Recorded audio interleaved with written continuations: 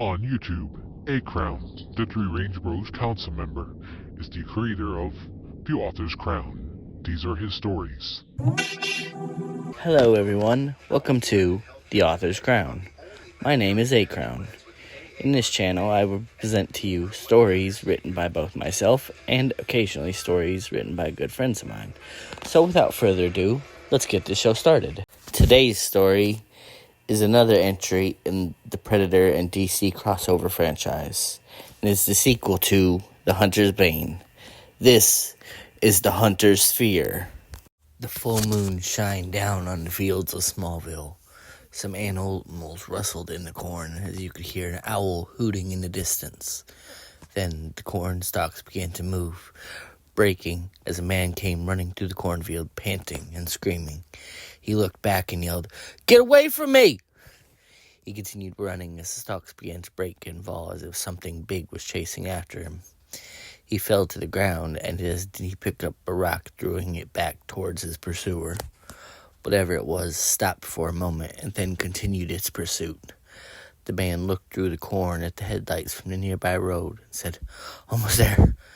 He finally burst out of the corn and was immediately tackled to the ground. The man held him down and began taping his hands behind his back. The running man screamed, "No, please, don't take me back there." His assailant taped his mouth shut and then looked towards the corn as three more men came out of the field and said, "Call the boss. Tell him I got his runner." One of them pulled out his walkie-talkie, and as he began to speak to someone on the other end, a man wearing a dark brown jacket over dark brown clothes stepped out of the cornfield.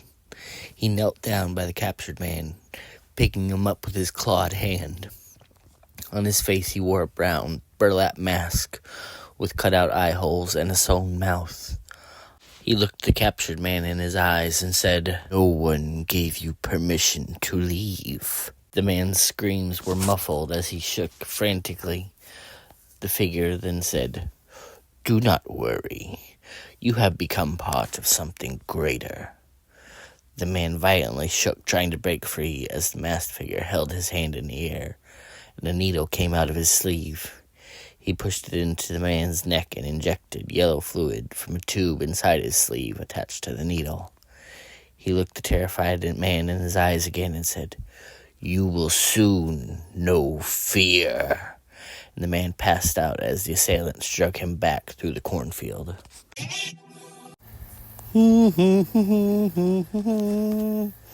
Hey, what are you listening to? Do you know the Baker Rangers? The Baker Rangers? The Baker Rangers. Yes, I know the Baker Ranger. Who makes the podcast on Spotify? Well, it's the YouTube of the Baker Rangers. The Baker Rangers? The Baker Rangers. We should listen to the Baker Rangers. Elsewhere, a ship hovered hidden amongst the clouds.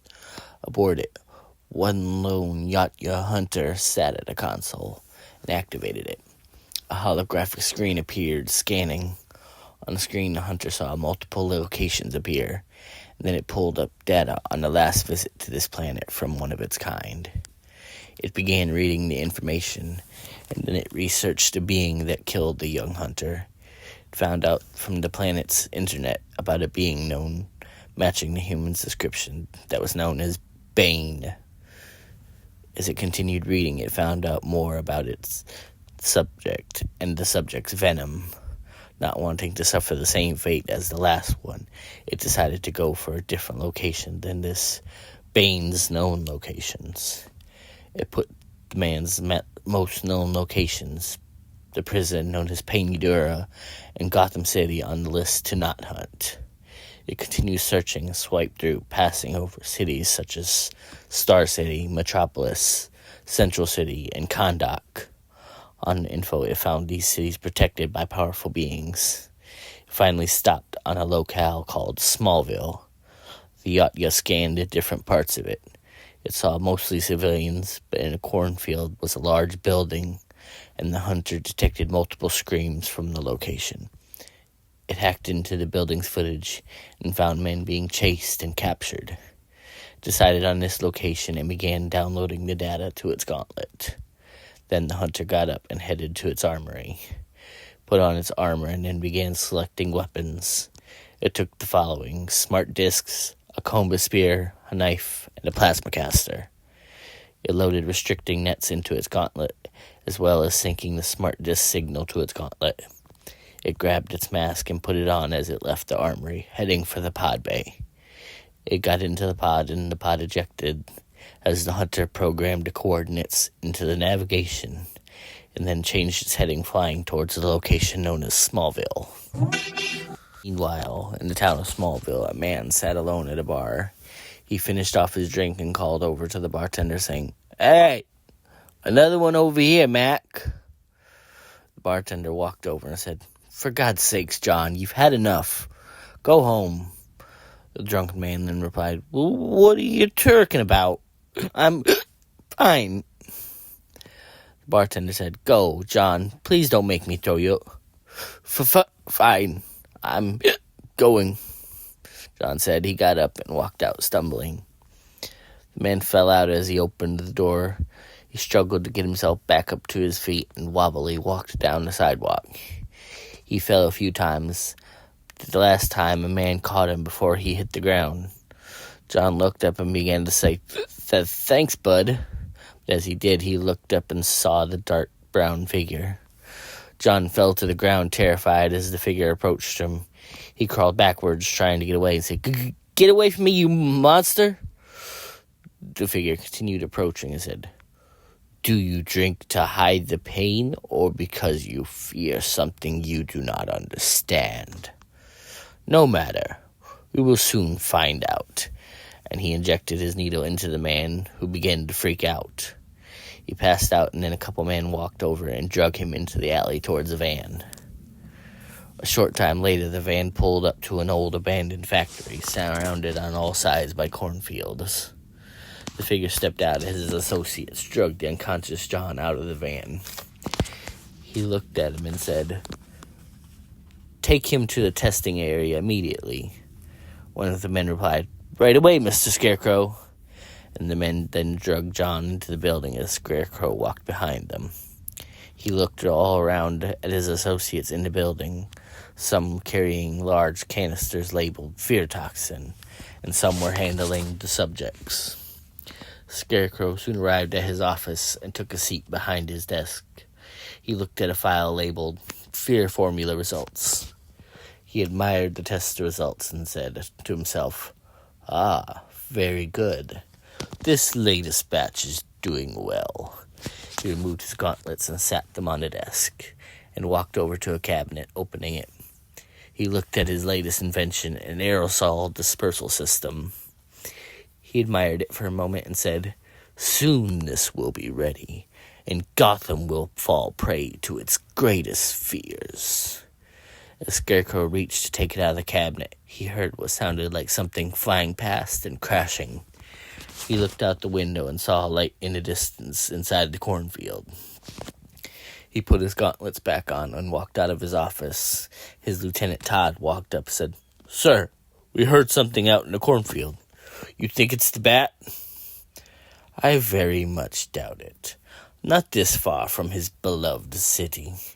Considering we are in Smallville, I have concerns. It may be something much, much worse. Send some associates out in some farmer disguises," Scarecrow replied. Todd looked a bit confused and said, "Farmer disguises?" Scarecrow looked back at Todd and said, "In case it is a hero, they can pass themselves off as concerned citizens investigating the noise." "Aye, right away, sir," Todd said. He ran off and talked to two people for a moment, and then that pair headed into a room, coming out a few moments later in what looked like farmer pajamas. Meanwhile, Scarecrow watched with sadistic glee as his test subjects were injected with his fear toxin. Hello there, it's me, Usopp, King of the Snipers. If you'd like to hear about my latest adventures with the other Straw Hats, you should go over to One Piece, the audio drama, created by Cosplay Dude 637, and give it a listen. If you want, you could check out the other channels by Cosplay Dude, but we all know you really want to hear about me. pair of disguised criminals walk through the cornfield towards where the object landed, and one of them says, "I really hope it's not the bat." The other said, "I'm not. Todd and the Scarecrow said the bat wouldn't know we was here. Besides, Batman ain't that tough. I could take him." The first one then responded, "Bull, you couldn't take Batman. No one can." The second then said, "Yeah, I could." As the two kept bickering, something began to move amongst the corn stalks. The two stopped and went quiet. An animal ran past them, and they both breathed a sigh of relief. Then the two walked a bit more, soon finding a large metal object inside of a crater of burnt and broken corn stalks. They looked at it confused as the first criminal said, "What the hell is that, Bob?" Bob then said, "I don't know, Lucky. It looks like an escape pod or something." Lucky then asked us, "An escape pod for what?" Bob rolled his eyes and said, "Do I look like an expert on escape pods? Maybe it fell from a satellite or something." Lucky responded, "I think we should go back to the factory and tell the boss." Bob approaches the pod and then looked back at Lucky and said, "Let's at least check this thing out." Lucky hesitated and said, "I don't know, man. Something doesn't feel right about this." Bob laughed, saying, "Don't be a scaredy cat." And he looked inside the pod. All he saw was sleek metal and some kind of console. He turned back around and said, "Lucky, you gotta come take a look at this. It's really cool." He looked around and didn't see Lucky, so he called out for him, but got no response. He then yelled out, "Okay, you chicken, I'll see your scared ass back at the base, and I'll get the credit for finding this thing."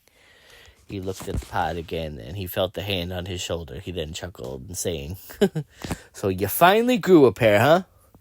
He looked back and saw an invisible shape with glowing eyes standing behind him. In one of its invisible hands, he saw Lucky's severed head. He screamed, "What the f—" as the shape threw him into the cornfield. He scrambled for his gun as it approached him. He got to it and began firing randomly as the shots echoed, sending crows flying away, which soon followed by his blood-curdling screams as the figure slashed him, sending blood splattering onto the stalks.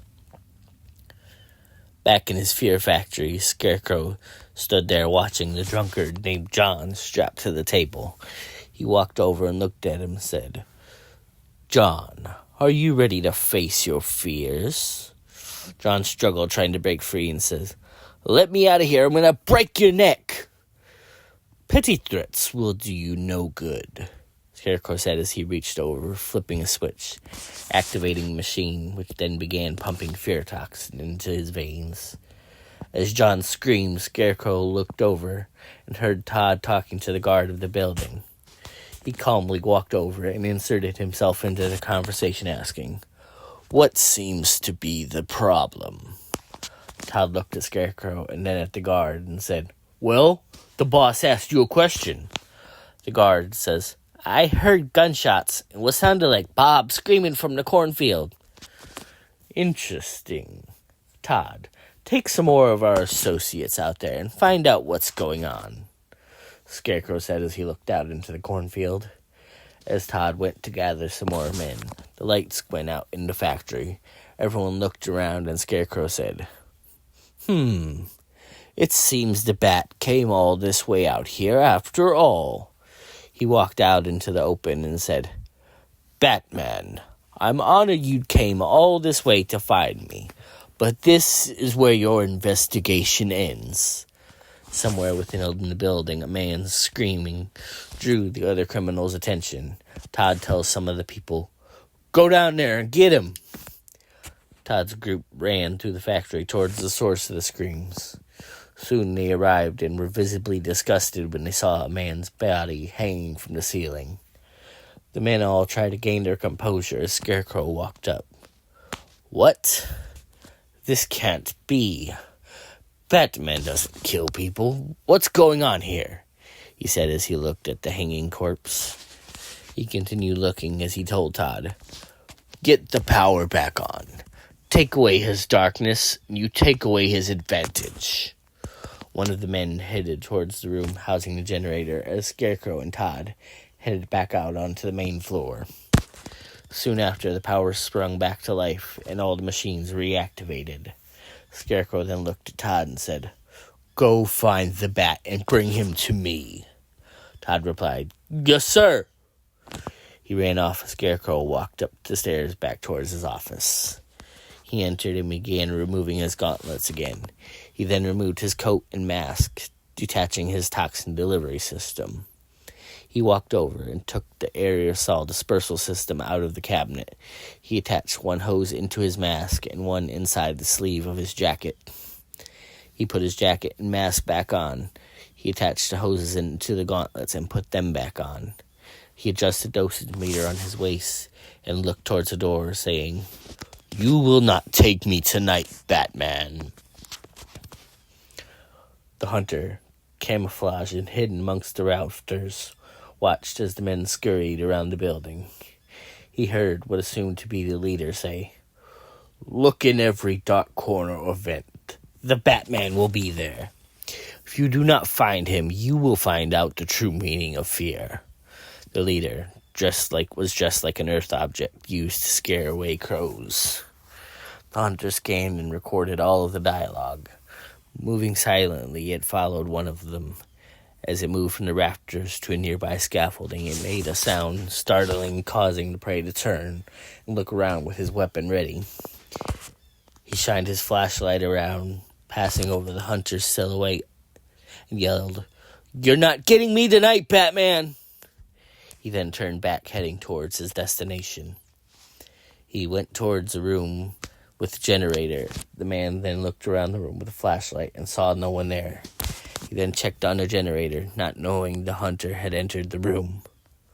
After he finished checking on it, he turned to leave and bumped into the invisible hunter, who then impaled the man with the spear against the generator. The man tried to scream, but the hunter covered its mouth, muffling his screams. It made its unique clicking sound and then extended its wrist blade, raising it high into the air, while the man continued to scream into the hunter's hand.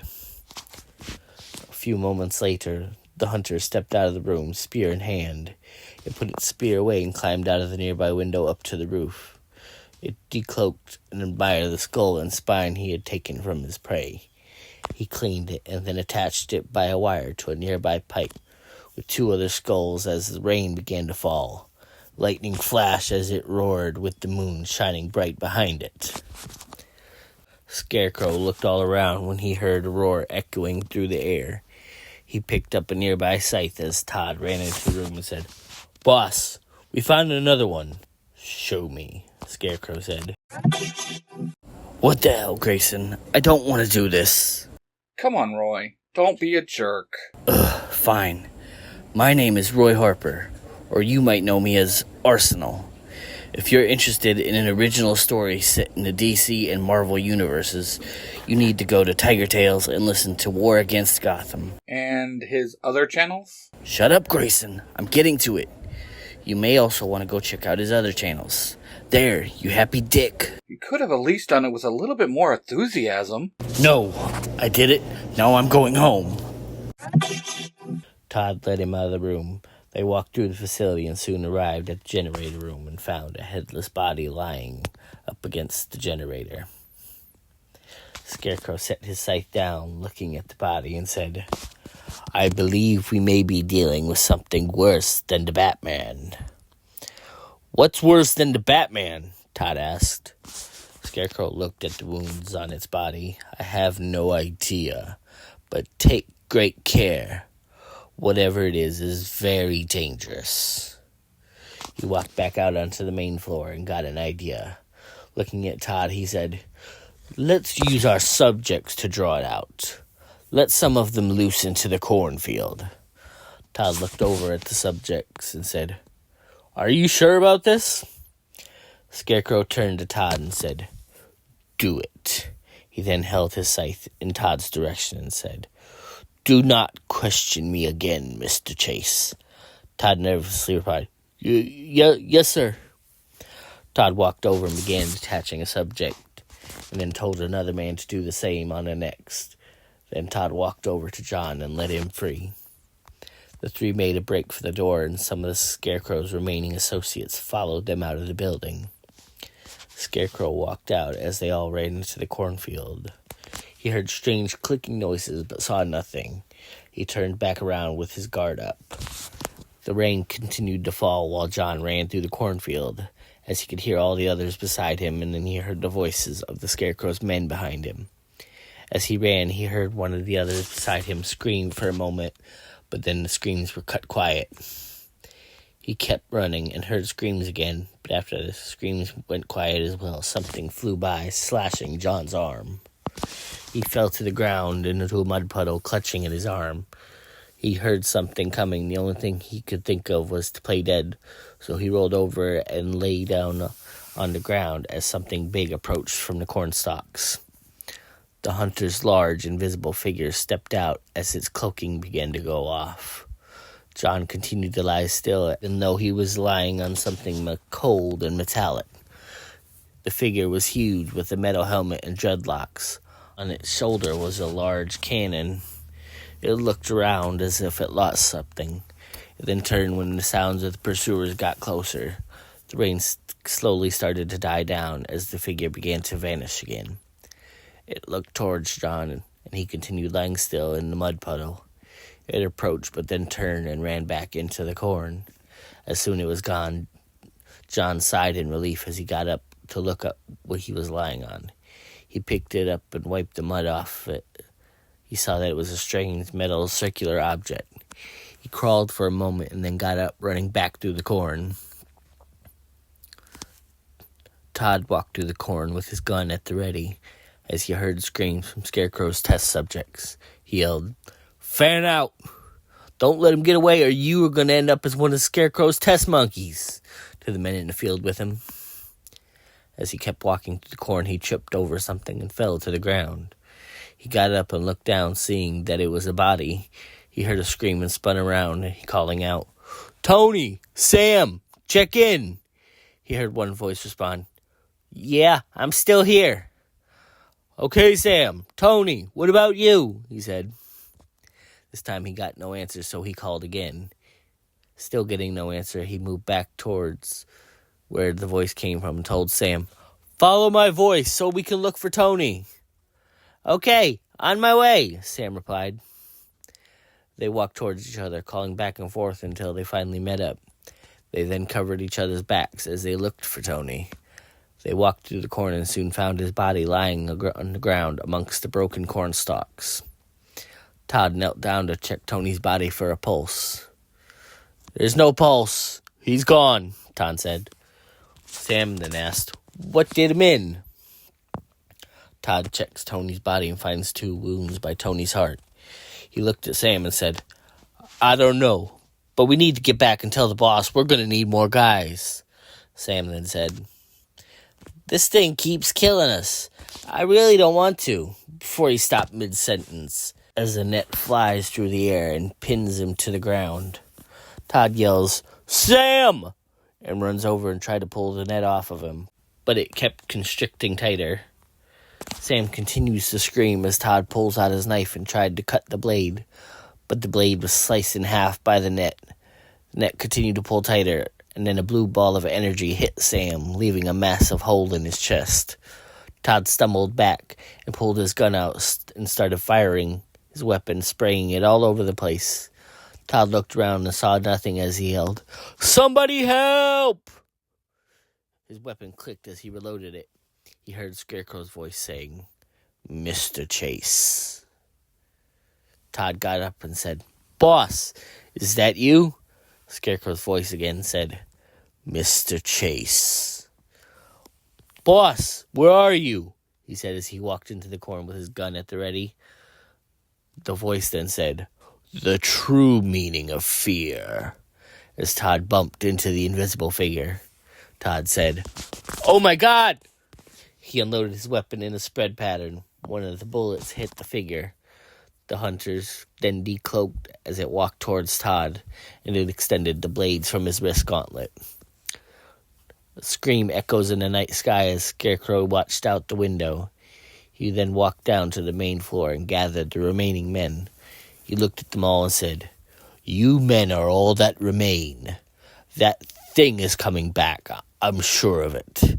Stand your ground and we will kill whomever or whatever it is.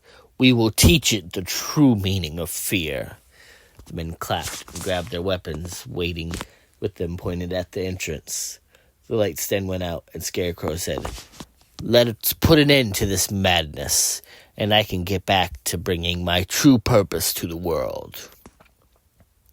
The men fired as soon as something came out of the cornfield, firing until their weapons were empty. As they checked their weapons, they looked to the cornfield and saw Todd's body covered in bullet holes.